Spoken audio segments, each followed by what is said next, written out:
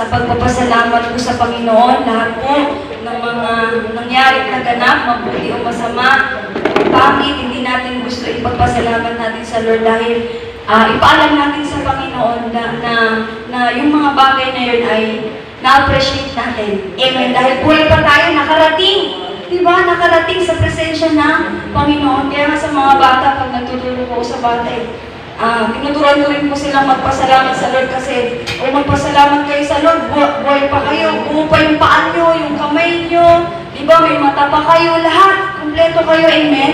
Kaya tayo rin po ay magpasalamat sa Panginoon. So bago po tayo magpasalamat, ay babasahin ko muna po ang sa aklat po ng awit, chapter 117, sabi po dito, purihin si Yahweh o purihin ang Diyos, dapat na purihin ng lahat ng bansa.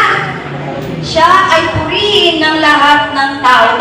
Sabi po dito, siya ay purihin ng lahat ng tao sa balat ng lupa, pagkat ang pag-ibig na ukol sa ating dakila at wagas, at ang katapatan niya walang wagas. So sa ito po ang una na magpapasalamat sa ginawa ng Panginoon sa kanyang buhay. Taas lang po ang kamay. Sino po? Unang magpapasalamat, magpapahalaga yun sa buhay namin. Palapakan po natin ang Panginoon. Amen. Salamat sa Panginoon. Yan po, nais ko lang po ipasalamat sa oras na ito na talagang napakabuti po ng Panginoon. Na talagang hindi niya po tayo pinababayaan, mahina. Pag po sa araw ng linggo, binibigyan niya po tayo ng kalakasan. Ngayon po, salamat sa Panginoon, talagang napakabuti talaga ng Panginoon. Nagkaroon naman po ang ating dalangin, ito po ay patuloy na kung tinutugon. Kaya salamat po sa Panginoon, maging sa ating mga mansa buhay, na hindi niya po pinababayaan na maging sa aking anak, ganun din po. Kaya salamat talaga sa Panginoon, maging sa aking buhay. Diba po, sa katandaan ko na ito, dahil, diba po, na talagang hindi niya po pinaparana sa akin namang hinako. Bagaman, siyempre, sa ating mga buhay, mayroon tayo naramdaman, pero hindi niya po ito hinayaan na manatili sa ating mga buhay. Patuloy niya po tayong pinapatatag, pinapalakas, sa anumang po mga dumarating sa ating mga pagsubok. Ito po ay napagtatagumpayan natin. Yun po, maraming salamat sa ating Panginoon at talagang siya lamang po ang ating kasama sa araw-araw. Sa lahat ng oras, salamat po. Amen. Alam mo natin ang Diyos po buhay. Sino pa po? Ang pangalawa po na magpapasalamat sa Diyos sa kanyang kabutihan sa ginawa po ng Panginoon. Sino pa po?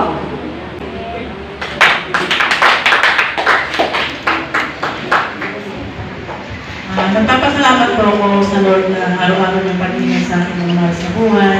Nagpapasalamat po kasi babalik na po si Mark kaso po nandun pa po ata. Kaya po sabi niya, asan po si DJ? Sabi ko, nasa bahay pa. Sabi ko, bakit? Sabi niya, magsisimpa ko, thank you sa Lord. Sabi ko, siguro, hindi kayo paghahanda. Tawag ko ka na ni Lord. Sabi ko sa kanya. Kaya nagpapasalamat po ako sa Diyos na kahit na po, nagkukulang tayo, pero andun po, pagkalam niya. Kahit na, minsan kami wala talaga, pero masaya pa rin kasi katulad po dati wala, pero more na agad. Pero ngayon po, talaga, nagpapasalamat po ako sa Lord kahit. Nabago talaga ako ng Lord kasi talaga wala po kami. Talagang more agad. Pero ngayon, sabi ko, thank you Lord kahit wala po. Amen. Salamat sa Diyos. Amen. Napakabuti po ng Panginoon sa ating buhay, na talaga naman na yun yung pinagkakaiba.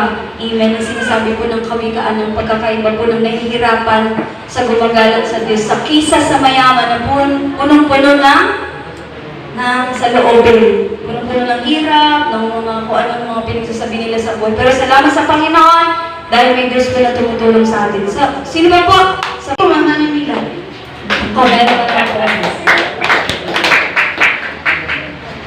Purihin ng Panginoon. Dito na naman ako sa harapan mo. Kasi namimiss ko. Bagamat galing ako sa medyo malayong lugar, pinipilit na makarating dito kasi nag-aalaga na ako ng ating tatay at saka ako. Mga po ko nandyan sa White House. Talagang mabuti ang Diyos dahil hindi lang kayo ang namimiss.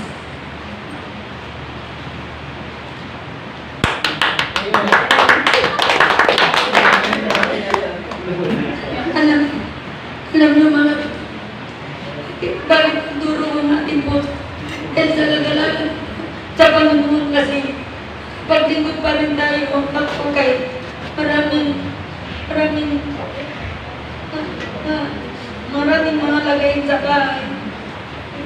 Pinipilit ko makarating talaga na kahit ng itong may gawain salo-salo ng gawain ng panalapunan. Akala ko na nga, panalapunan na itong Sunday, sabi ko, Mama Dol, panalapunan kasi sa linggo, sabi ni Mama Dol, ano ba ba sister nila sa akong pagkakukuhan? Sabi ko, nagpara ako nagmamadali kasi gusto ko kayo makita mo na muna si Lord. Una ko na talaga siya ng chat buhay ng anak. Pabuti, mabuhay. Pagay na kung sa kanila. So, galing pa po yan, no? Sa ibang lugar. Ibang lugar. Parang sa ano lang, sa North Billiam po, no? Pero ganun pa man, masaya talaga dito sa Ventures kung tutusin. Dahil, unang-una, dahil sama-sama po tayo lahat. Kaya, alam niyo, huwag po tayo mag-aatubili na hindi po sumamba sa Panginoon dahil ang presensya ng Panginoon ang magbibigay ng kapayapaan sa atin. Sino po po sa buhay po ni Daddy Jose? Sige lang.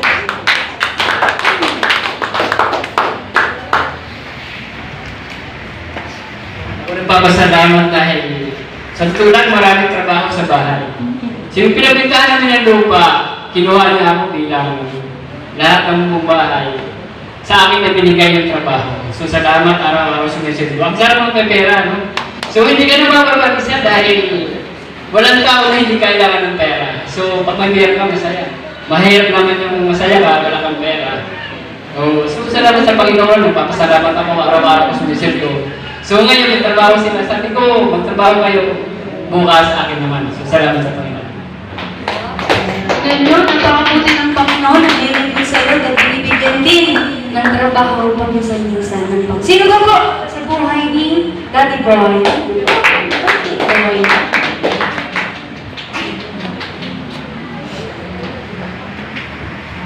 Amen. Marami ko papasalamat sa Diyos sa kabutihan niya naranasan ko ulit. Nakalipas na linggo. Una nga, nagpapasalamat ko na ako sa Diyos sa pag-iingat gabay sa ating mga nasa buhay. Nagpapasalamat ko lang sa Diyos yung napakatagumpay na panganak ng ating anak na panganay. Amen. Sa Malolos, ito po ang magandang balita na magkapanganak pa lang diretso agad sa updator, yung bata.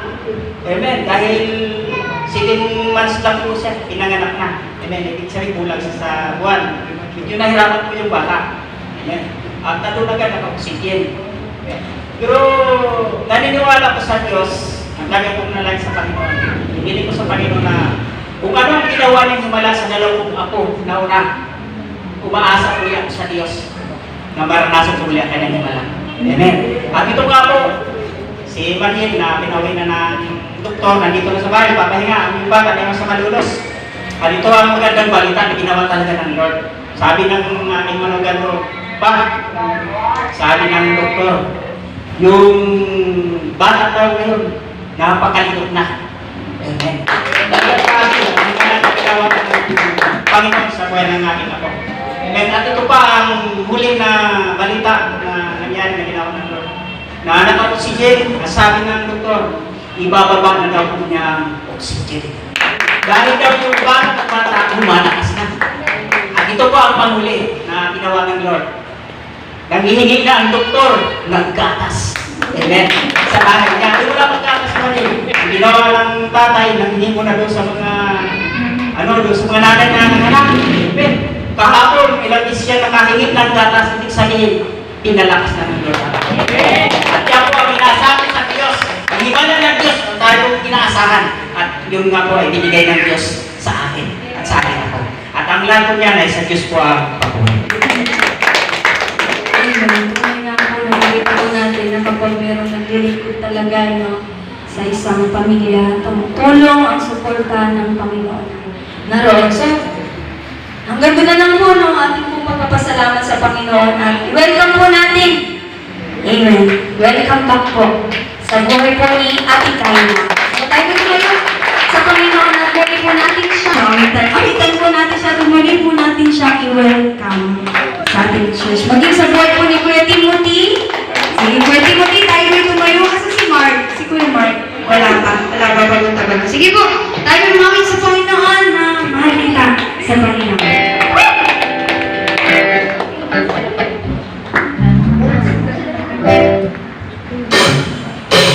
Tayo may tumayo. Patuloy ko natin si Maiwan at Hampa. Tayo.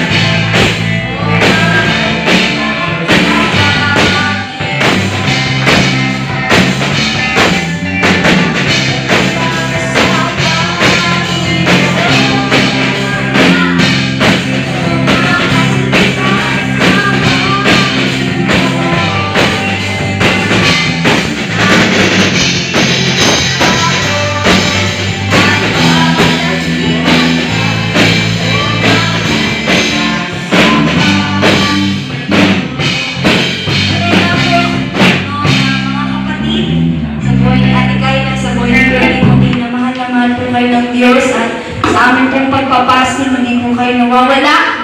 Sa aming panalangin na ibalik kayo ng Diyos sa church na inyong pagpinagalingan.